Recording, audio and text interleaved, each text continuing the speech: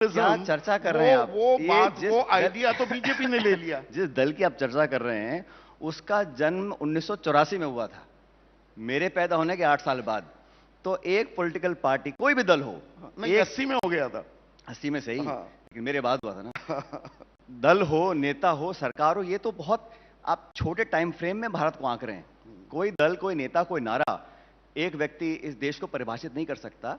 लेकिन ठीक है, सरकारें आती हैं, सत्ता बदलती रहती है, लेकिन आपने कहा आइडिया ऑफ इंडिया क्या है? हाँ। It is much greater, much bigger than one statesman, one statement, one नारा, वन लीडर, वन पार्टी। मैंने बीजेपी मैंने शुरू में कहा, आपने बीजेपी का जानबूझ के नाम लिया क्योंकि आप मेरे से चर्चा कर रहे हैं, लेकिन ये देश जो है, it is much larger than one ideology, one party और टू पार्टीज।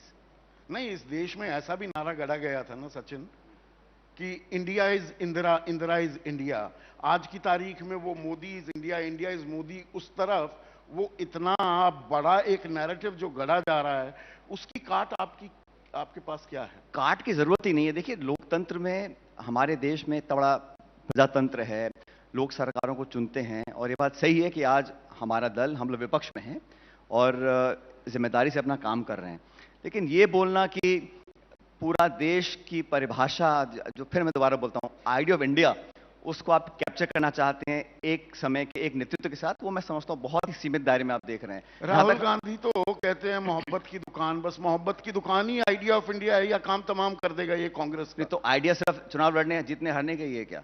इस देश में सिर्फ पर राजनीति की हकीकत तो ये है, कब तक चुनाव हारते नहीं, ऐसा नहीं है।